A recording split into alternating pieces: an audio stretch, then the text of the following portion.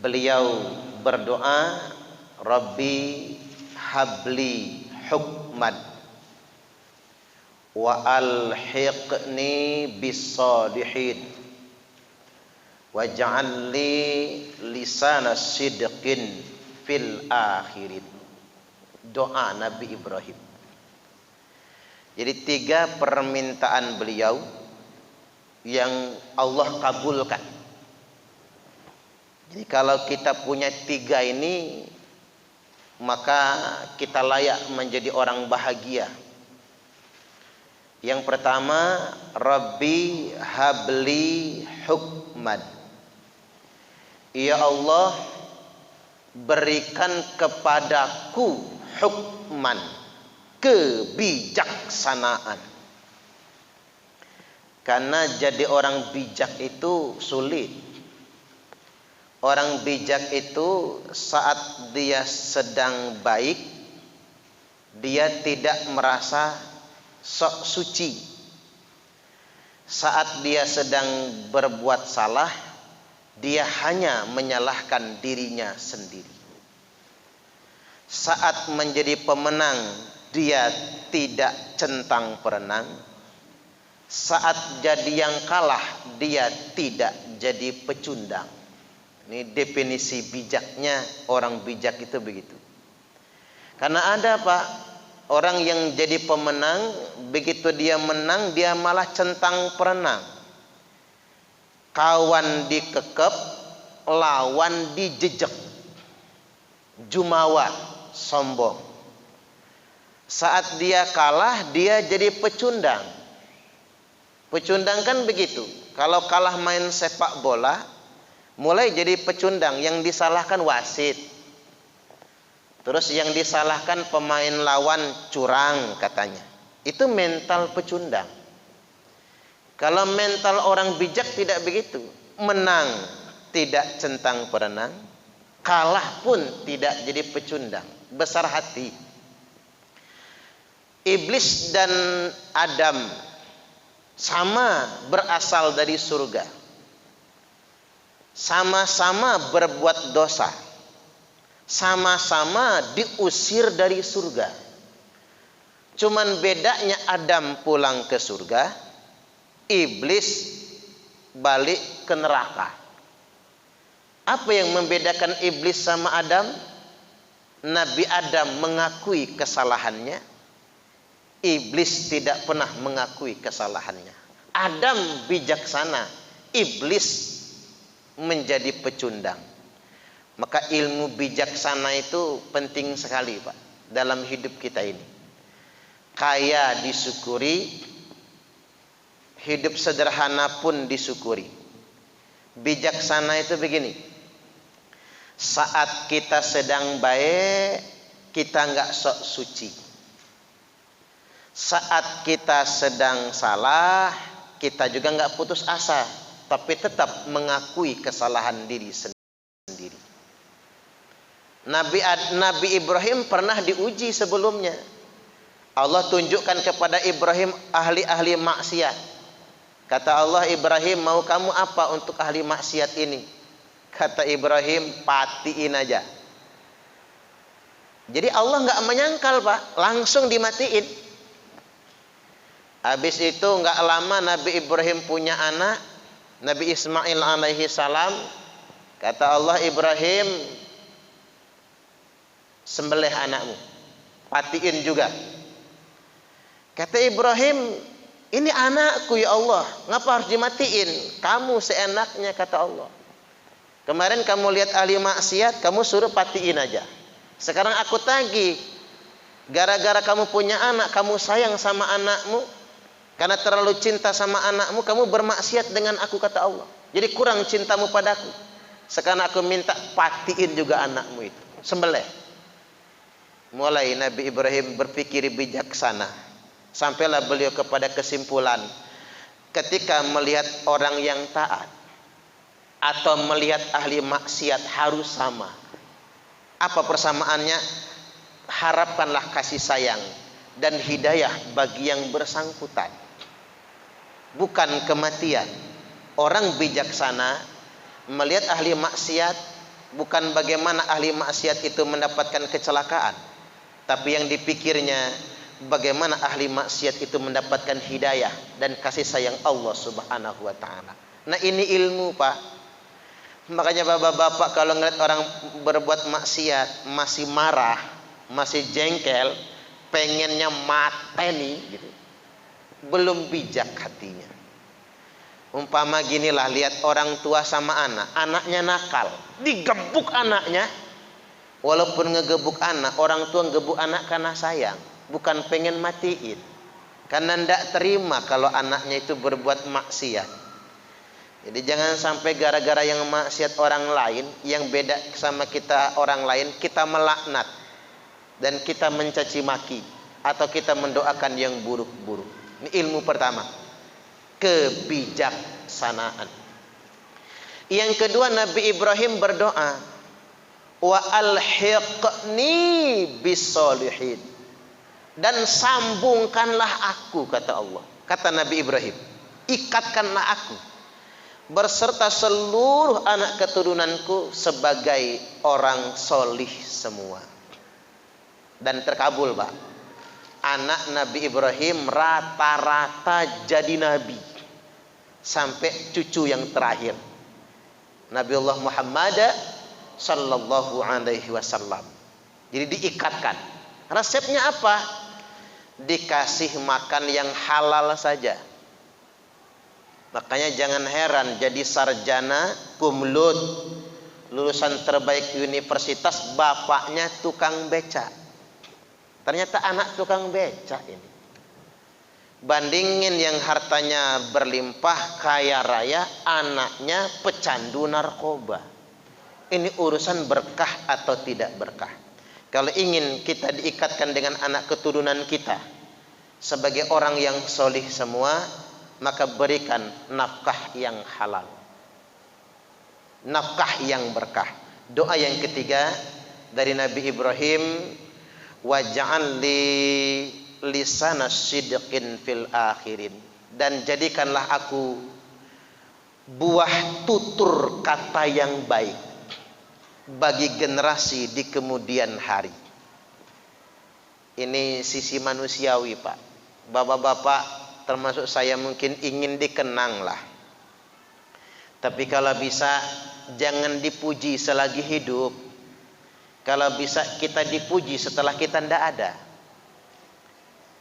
Lisana sidqin fil akhirin, buah tutur kata yang baik bagi generasi di kemudian hari. Dikenang setelah kita tiada. Ini Nabi Ibrahim makbul doanya. Tiap kali sholat pasti kita Allahumma sholli ala sayyidina Muhammad wa ala ali sayyidina Muhammad kama shallaita ala sayyidina Ibrahim. Selalu dikenang sampai akhir zaman. Nah, jangan dipuji selagi hidup, karena pujian itu menjerumuskan. Tapi dikenanglah ketika kita sudah tiada. Pepatah orang tua dulu apa? Gajah mati meninggalkan gading, harimau mati meninggalkan belang, manusia mati meninggalkan janda dan hutang. Makanya bapak-bapak jangan banyak utang ya. Nanti beban yang muncul akhirnya terhalang untuk mendapatkan surganya Allah. Jadi tiga ini Bapak Ibu, bapak-bapak, kita doakan terus.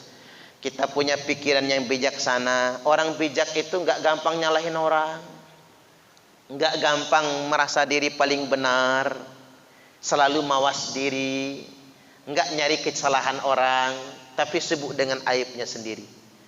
Yang kedua, ya kita berharaplah anak cucu kita adalah orang-orang baik semua. Allahumma amin. Dan yang ketiga, sepeninggal kita dari dunia ini, Allah kenang manusia kenang kebaikan-kebaikan kita semua. Baik, sekarang kita masuk ke kajian fikih kita. Kita masuk ke pasal sholat Jumat sekarang. Faslun, pasal wa syaraitu wujubil jumu'ati sab'atu asya. Syarat bagi yang diwajibkan sholat Jumat ada 7. Jadi syarat wajib sholat Jumat itu ada 7. Jadi kalau ada 7 ini wajib kita mengerjakan Jumatan. Yang pertama al-Islam, orang Islam. Jadi Jumat tidak diwajibkan kepada non-Islam. Yang kedua wal bulugh, baligh. Anak-anak tidak diwajibkan Jumat, walaupun boleh untuk diajari.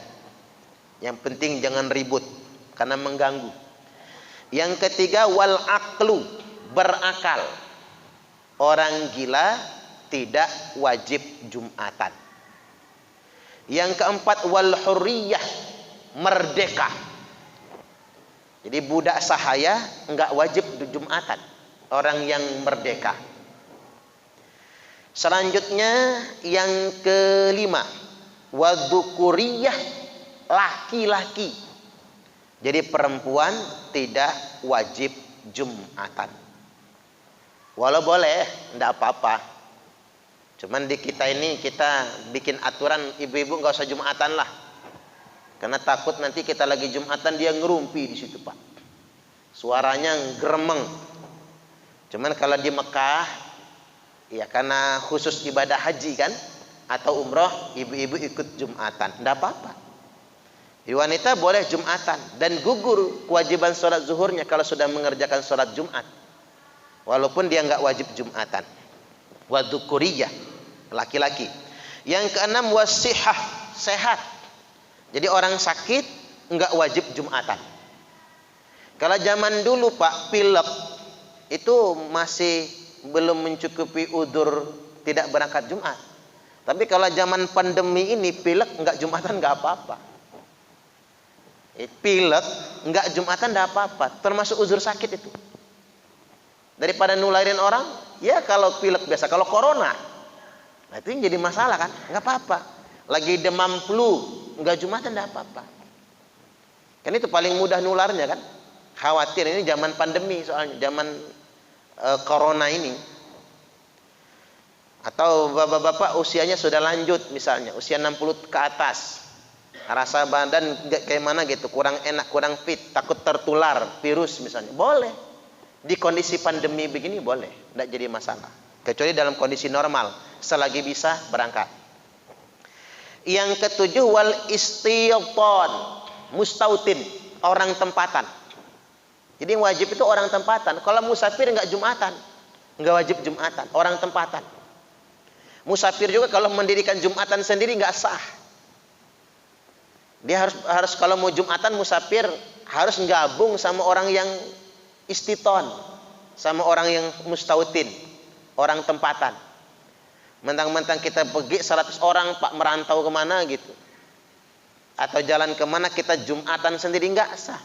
Harus orang tempatan yang Jumatan itu. Tapi kalau ngegabung boleh. Tapi kalau sendiri mengerjakan enggak boleh. Ini kan syarat wajib ya. Jadi sekali lagi 1 Islam, 2 balik, 3 berakal, 4 merdeka, 5 laki-laki, 6 sehat. Kemudian yang ke-7 istiton, orang tempatan. Selanjutnya wasyara itu fi'liha thalathatun. Syarat mengerjakan Jumatan. Berarti ini kalau syaratnya enggak cukup, enggak sah Jumatannya. Syarat mengerjakan Jumatan. Setelah kita mencukupi 7 syarat wajib, setelah 7 syarat wajib, ada syarat sah mengerjakan Jumatannya. Syarat menyelenggarakan ibadah Jumat ini harus betul-betul pas ini. Ada thalathatun, ada 3. Jadi enggak banyak, tapi harus ngepas. Yang pertama, angtakunal baladu misran au qaryatan. Jumatan harus di kota atau di kampung, perkampungan, pemukiman. Jadi enggak sah Jumatan di tengah hutan, enggak sah. Jumatan di kapal enggak sah. Jumatan di lapangan enggak sah. Jumatan harus di kota atau perkampungan, pemukiman. Dan ada masjid di situ. Masjid yang diadzani 5 waktunya. Nah pernah saya Jumatan itu di kapal pernah Pak. Pas mau sholat zuhur kok orang Jumatan di kapal ya. Itu tidak sah. Kita niatnya sholat zuhur. Nggak ada Jumatan di kapal, nggak ada. Nah yang saya masih bingung itu di komplek Bulog itu. Nah. Itu kan nggak ada pemukiman, adanya gudang kan. Terus orang Jumatan dalam gudang. Dengan alasan kejauhan kalau keluar. Ya nggak sah sebagai Jumatan itu. Kalaupun mereka menyelenggarakan Jumatan harus i'adah, harus sholat zuhur lagi setelah Jumatan.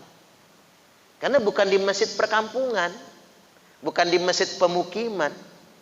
Begitu. Selanjutnya wa ayakunal adadu arba'ina min ahlil jumu'ah. Jumlahnya itu kalau di mazhab Syafi'i harus 40 orang. Jumlahnya harus 40 orang. Kalau di mazhab Syafi'i, saya bacakan dulu keterangannya. Keterangan pertama terkait dengan yang 7 syarat wajib tadi ya Pak. Man kana yu'minu billahi wal yaumil akhir. Barang siapa yang beriman kepada Allah dan hari akhirat, fa'alaihil jumu'ah, maka wajib baginya sholat Jumat. Ilam ro'atan, kecuali wanita, au musafiran, atau musafir. Di musafir enggak perlu Jumatan, dan tidak sah musafir mengerjakan Jumatan sendiri tanpa orang tempatan. Selanjutnya wa abdan, hamba sahaya, wa maridon, dan orang sakit. Hadis ini hadis sahih, tercantum dalam kitab Sunan Ad-Daruqutni juz yang kedua halaman ketiga. Selanjutnya al-jumu'atu haqqun wajibun. Jumat itu sangat wajib hukumnya. Ala kulli muslimin, bagi muslim laki-laki. Fi jama'atin, secara berjamaah. Jadi Jumatan nggak boleh sendiri ya Pak. Jumatan harus dikerjakan secara berjamaah. Ah ya hari Jumat ini Jumatan aja dari rumah, nggak sah. Jumatan harus dikerjakan secara berjamaah. Sunan Abi Daud 1067. Selanjutnya terkait dengan 40 tadi ini, diriwayatkan dari Jabir bin Abdullah radhiyallahu an, dia berkata, madati sunnatu anna fi kulli arba'ina fama fawqa dzalik jumu'atan. Yang menetapi sunnah Nabi itu, kata Jabir, Jumatan itu 40 orang atau lebih. Arba'ina fama fawqa dzalik. 40 orang atau lebih. Itu baru ditetapkan sebagai Jumatan. Sunan Al-Baihaqi juz yang ketiga 177. Selanjutnya dari Abu Daud disebutkan dari Ka'ab bin Malik radhiyallahu an, dia berkata, anna awwala man jama'a bihim As'ad bin Zararah radhiyallahu an.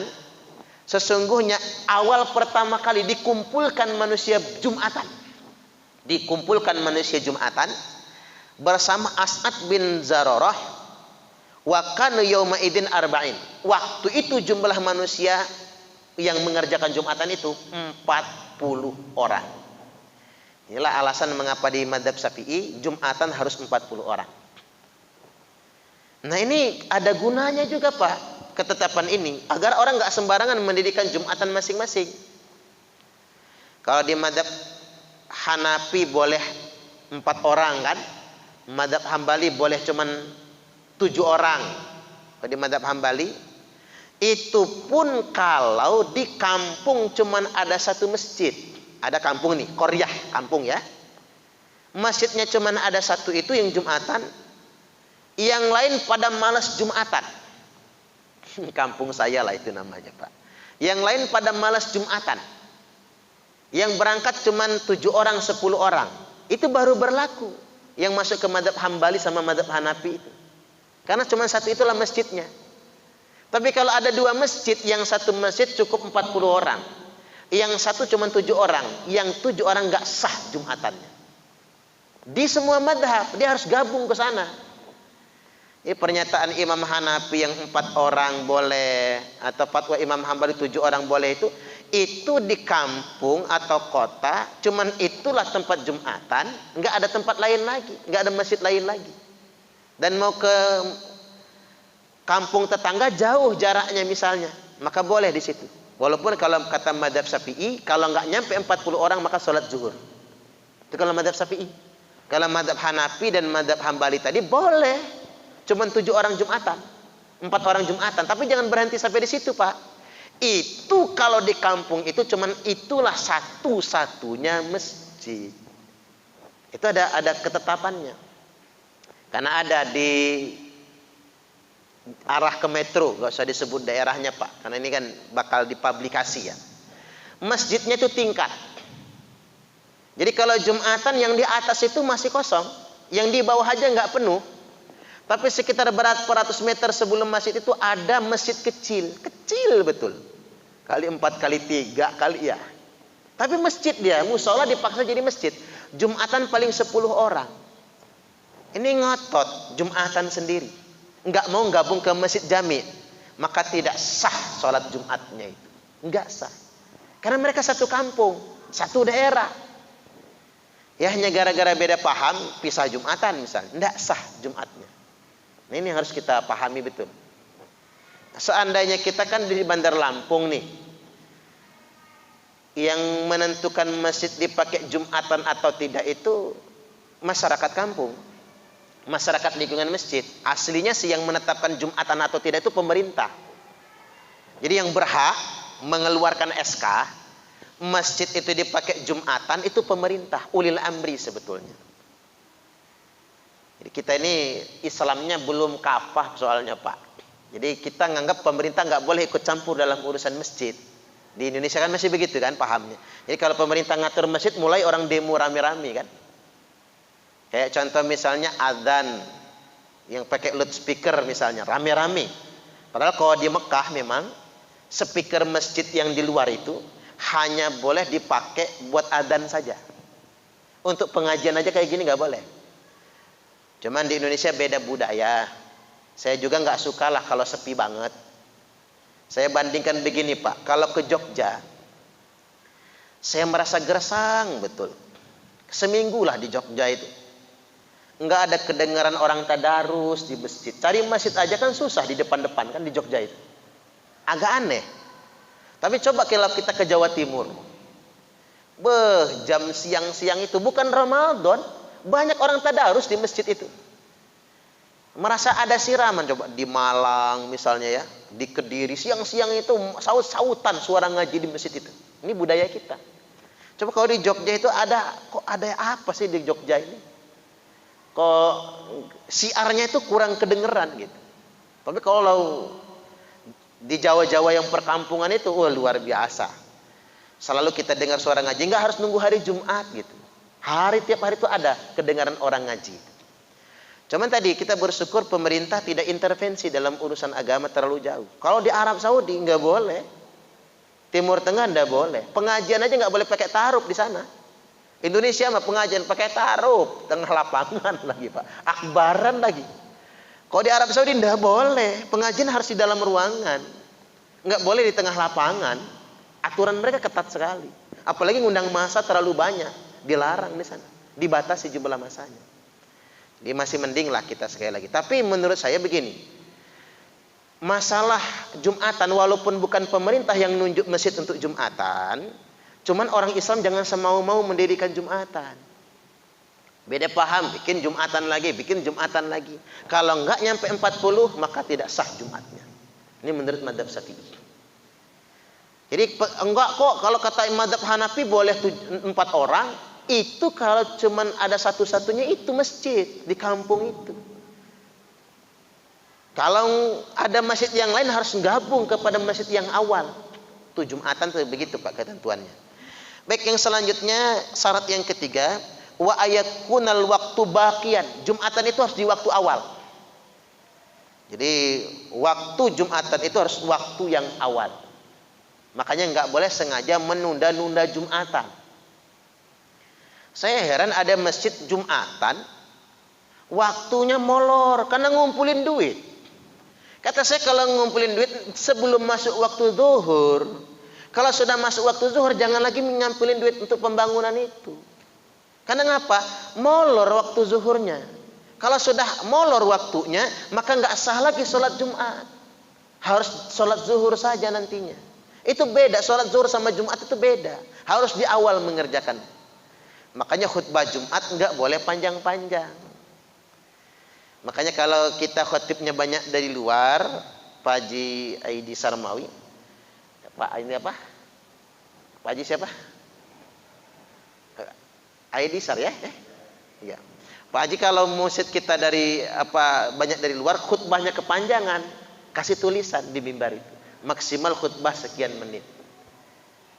Ada orang khutbah kayak pidato. Wah, peletar-peletor, Pak.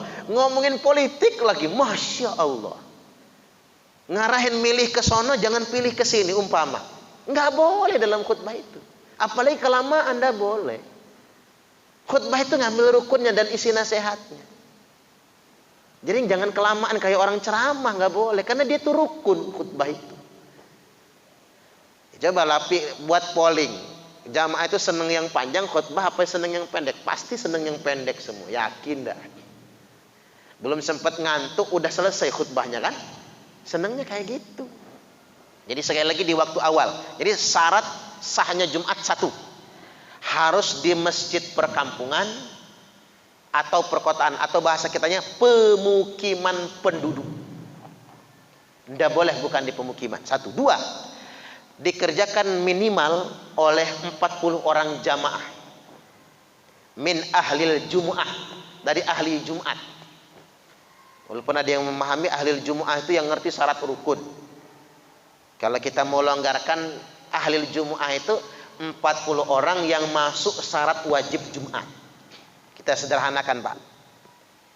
Berarti bukan 40 orang sama emak-emak maksudnya, 40 orang yang masuk syarat wajib sholat Jumat. Kemudian yang berikutnya, waktu sholat Jumat adalah di waktu awal. Fa in kharajal waktu au qadimat surutu sulyat dhuhra. Apabila sudah keluar dari waktu awal, Jumatnya, atas syaratnya nggak cukup, maka Jumat diganti dengan sholat zuhur. Sampai di sini kita buka dulu tanya jawab. Saya persilahkan kalau ada. Lanjut aja ya Pak, tanggung ya. Wa faraiduha thalathatun. Fardunya Jumat ada 3. Fardunya Jumat ada 3. Rukun berarti kan? Kalau nggak cukup ini nggak sah juga karena fardu. Yang pertama khutbatani. Yaqumu fihima wa yajlisu bainahuma. Rukun pertama harus ada 2 khutbah. Harus ada 2 khutbah. Kemudian yaqumu fihima, di 2 khutbah itu harus berdiri di 2 khutbah itu. Wa yajlisu bainahuma, dan duduk di antara 2 khutbah. Duduk di antara 2 khutbah. Karena saya pernah Pak khutbah di masjid, tempat duduknya nggak ada, kursinya nggak ada, jadi terpaksa duduk di bawah. Harus ada duduknya, nggak boleh berdiri. Terus-terusan berdiri maksudnya. Termasuk sebetulnya khutbah Idul Fitri, Idul Adha. Itu 2 khutbah itu. Harus ada duduk sebelum berdoa. Kita aja kadang-kadang bisa-bisaan kita gini Pak. Khutbah Idul Fitri, Idul Adha langsung 1 khutbah, langsung doa tanpa duduk. Itu menyalahi sunnah itu. Baik di mazhab Syafi'i maupun mazhab Hambali harus ada duduknya. Kan ada fatwa Imam Hambali, khutbah Id itu cuma sekali. Cuman sebelum doa disunahkan duduk, tetap harus ada duduknya. Kalau mazhab Syafi'i khutbah Id itu 2 kali, 2 khutbah dan duduk di antaranya. Tapi kalau Imam Hambali khutbah itu cuma sekali, Idul Fitri, Idul Adha. Tapi di antara khutbah itu sebelum berdoa harus ada duduknya. Perasaan banyak khutbah-khutbah di lapangan itu nggak pakai tempat duduk tuh, khutbah aja langsung doa. Nah itu menyalahi ketentuan itu yang sedemikian Pak. Jadi fardu yang pertama khutbatani yaqumu fihima wa yajlisu bainahuma. 2 khutbah, berdiri ketika khutbah dan duduk di antara 2 khutbah itu. Rukun yang ketiga wa antusalla rak'atain. Salatnya 2 rakaat. Salatnya 2 rakaat. Itu rukun yang kedua. Kemudian yang ketiga, fi jama'atin, salat Jumat harus dikerjakan secara berjamaah. Karena ada Pak aliran dalam Islam, gak usah disebut, banyak soalnya itu kelompok itu. Perempuan Jumatan juga di rumah. Jumatan apa di rumah? Ada yang dia itu Jumatannya tidak mau di masjid kita, maunya di masjid dia sendiri. Tapi karena di situ nggak ada masjid dia, maka dia Jumatannya di rumah. Cuman bertiga Jumatan di rumah. Nggak sah Jumatan yang kayak gitu. Karena kalau Ustadz punya Ustadz, mengapa dia nggak mau Jumatan di masjid kita? Kata dia, masjid kita ini masjid orang kafir. Jadi nggak boleh sholat di masjid orang kafir. Alhamdulillah kita ini dapat ilmu agama yang bijaksana lah, yang nggak kaku-kaku yang kayak gitu. Dikit-dikit orang beda paham dikafirkan. Naudzubillah. Jadi sekali lagi, satu, ada dua khutbah, berdiri di dua khutbah dan duduk di antaranya, rukun Jumat itu. Kemudian yang kedua, harus ada sholat 2 rakaat setelah khutbah. Dan yang ketiga, dikerjakan secara berjamaah. Baik, saya baca dulu keterangannya. Dari Abdullah bin Umar radhiyallahu anhuma, dia berkata, karena Nabi sallallahu alaihi wasallam, sesungguhnya Nabi sallallahu alaihi wasallam yaktubu qa'iman, khutbah itu dengan berdiri, thumma yaqudu, lalu beliau duduk, thumma yaqumu, lalu berdiri lagi. Jadi duduk, berdiri, duduk, dan kemudian berdiri lagi. Karena taf'alunal an kama taf'alunal an, sebagaimana kalian mengerjakan sekarang. Sahih Al-Bukhari 878 dan Sahih Muslim 861. Sahih muttafaqun alaih. Cuman mimbar Nabi sama kita tuh beda, Pak. Kalau mimbar Nabi itu tangga naik ke atas, tampak depan. Kalau mimbar kita nggak pakai tangga, mimbar begini tutup depan. Ini kalau kata kakek saya, mimbar Nasrani namanya ini. Ini mimbar Nasrani. Makanya mimbar itu, mimbar dulu itu Pak yang pas itu. Jadi tangga tampak dari kaki ke atas itu tampak depan. Boleh aja dikasih tatakan di depannya untuk menaruh buku ya, naruh bacaan khutbah. Boleh saja, tapi dia berbentuk tangga.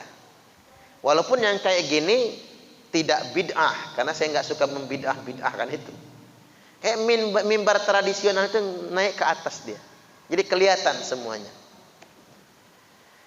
Ini apa latar belakangnya mimbar kayak gini? Gara-gara penjajahan Belanda lah.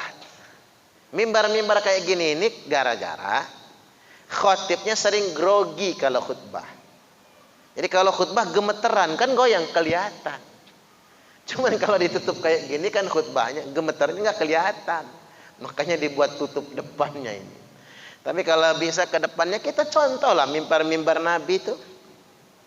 Kalau masyarakat di pondok-pondok NU itu masih Pak, mimbarnya nggak kayak gini. Mimbarnya masih tangga. Kayak Masjid Al-Yakin itu depan BRI Raja Nazaruddin Intan itu kan tangga begitu mimbarnya. Jadi masih pakai mimbar Nabi lah, mimbar Rasulullah. Tapi kita mimbar begini tetap sah, ya, tidak bid'ah, tetap sah. Selanjutnya keterangan yang berikutnya masih dari Abdullah bin Umar radhiyallahu an, dia berkata, salatul jumu'ati rakaatan, salat Jumat itu adalah 2 rakaat. Salatnya ya, khutbahnya 2, salat Jumatnya 2 rakaat. Ini saya cuma membacakan keterangan saja. Selanjutnya sunnahnya Jumat, wahai atuha. Tadi kan fardu Jumat ada 3. Ulang lagi, 2 khutbah, sholat 2 rakaat dan berjamaah ke rukunnya. Sekarang sunnah Jumat, wahai atuha arba'u khisalin. Sunnahnya Jumat itu ada 4 perkara. Yang pertama al-ghuslu wa tanzibul jasad, mandi, wa tanziful jasad, dan membersihkan badan. Itu sunnah hukumnya, mandi dan membersihkan badan. Apalagi orang Arab zaman dahulu itu Pak, mandinya seminggu sekali, jarang mandi. Makanya ada hadis, ghuslul jumu'ah wajibatun ala kulli muhtalim. Mandi Jumat wajib bagi setiap yang sudah muhtalim, sudah balik, laki-laki. Karena ngapa? Mandinya Jumat doang. Makanya muncul istilah sunnah malam Jumat. Mulai kalau malam Jumat kan tadi malam, orang malam sunnah ngembat dulu misalnya, minum jamu misalnya. Karena bukan sengaja betul malam Jumat itu untuk malam ibadah begitu, bukan. Karena memang susah air. Jadi mandinya sekalian mandi Jumat gitu, mandi besarnya itu. Sampai saking susahnya. Kalau sekarang yang nggak harus nunggu malam Jumat ya Pak, tiap hari juga embat aja nggak apa-apa. Ibadah ini kan, itu luar biasa ibadahnya, itu ibadah loh, bukan porno, ibadah itu. Yang nggak boleh itu bini tetangga, nangga, itu dosa. Biharilati jarihi, sama istri sendiri itu ibadah. Jadi mandi Jumat. Selanjutnya walubsu thiyabil biyad, mengenakan baju putih. Jumat itu sunnahnya pakai baju putih, baju yang paling disukai oleh Nabi. Dan paling bagus komis, kemeja panjang. Bahasa kitanya long dress, gamis ini Pak paling disukai Nabi. Mohon betul, jangan kayak saya Jumatan tadi, yang samping saya itu nggak pakai peci gitu, cuma pakai kaos oblong gitu, celana jin, kurang sopan lah. Masa nggak kebeli baju sih? Beli ya baju koko, sarung gitu, atau gamis sekalian. Ngadep Allah ini soalnya. Makanya hukum asal nggak pakai peci itu kan makruh, nggak pakai tutup kepala itu. Ya masih mending Pak jamaah. Saya pernah di Bandara Jaya itu yang khutbah Jumat. Yang khutbah Jumat itu pakai celana dasar, baju kemeja dimasukkan, nggak pakai peci. Ini yang jadi khutbah pendeta, gimana pikir saya? Benar itu kejadian di Bandara Jaya, Mbok Yau pinjem kayak kalau nggak punya. Saya yakin kok bukan nggak punya itu Pak, sengaja menyepelekan, sok modern kali ya. Ya nggak kayak gitu loh orang Islam, sopan santun pakai gamis, baju putih, itu kan sunnahnya yang paling disukai. Selanjutnya wa akhdhuz zufur, memotong kuku, gunting kuku tiap hari Jumat, itu sunnah. Selanjutnya watib, memakai wangi-wangian. Nabi itu nggak suka sama yang jorok. Makanya Nabi memakruhkan laki-laki masuk masjid sedangkan dia habis makan bawang. Bau jigong kata Nabi, bau bawang. Makanya bapak-bapak kalau mau sholat ke masjid jangan makan pete dulu sama jengkol, nanti angop semriwing ke tetangganya itu. Maka gosok gigi yang bersih dulu. Habis isya lantak aja nggak apa-apa, makan jengkol sama pete itu nggak apa-apa. Yang penting gosok gigi, mau subuhan besok kan. Jadi yang menyengat. Jadi jengkol sama pete itu yang makruh bukan jengkolnya, baunya. Makanya selagi bisa direbus, rebus dulu biar nggak bau kan begitu.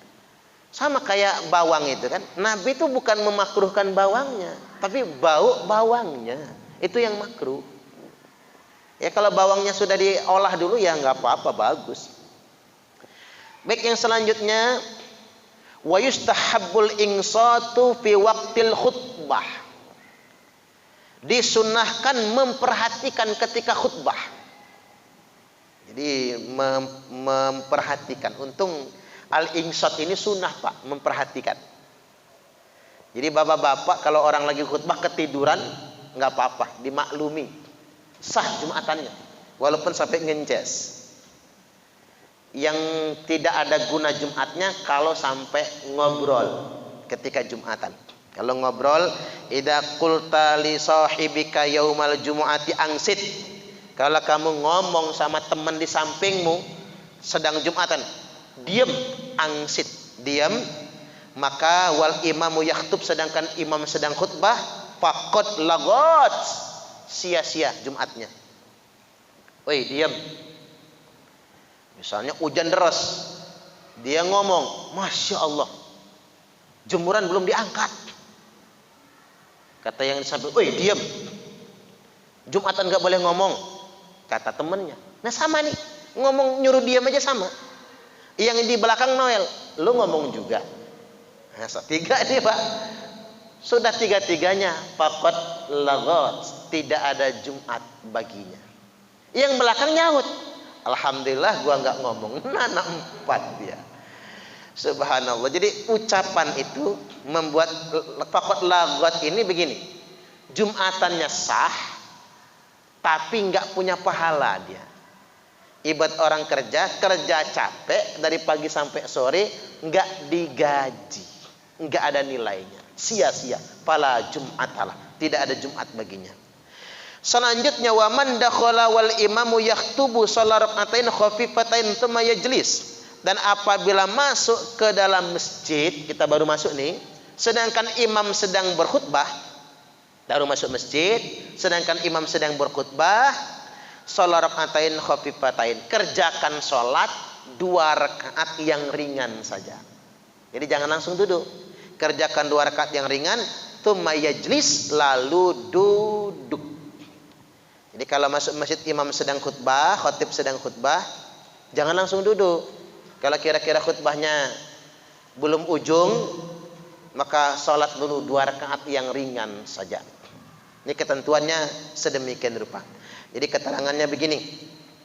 Diriwayatkan dari Jabir bin Abdullah radhiyallahu anhu, dia berkata, Rasulullah sallallahu alaihi wasallam bersabda, "Idza jaa ahadukum yaumal jumu'ati," apabila masuk salah seorang di antara kalian pada hari Jumat, wal imamu yaktubu, sedangkan imam sedang berkhutbah, falyarka' rak'atain, hendaklah dia tetap mengerjakan salat 2 rakaat, fal yatajawwaz fihima, tapi ringankan salatnya. Baca Fatihah saja Pak. Subhana rabbil azim wa bihamdihnya sekali saja. Rabbighfirli saja, enggak usah pakai warhamni, sujud lagi subhana rabbil a'la wa bihamdi, dipersingkat salatnya. Jadi kalau kita masuk masjid terlambat, imam sedang khutbah, khatib sedang khutbah, maka dipersingkat salatnya, tapi tetap disunahkan untuk salat. Hadis ini tercantum dalam kitab Sahih Muslim, nomor hadis 875. Sampai di sini dulu, kita buka tanya jawab. Saya persilakan. Ya Pak.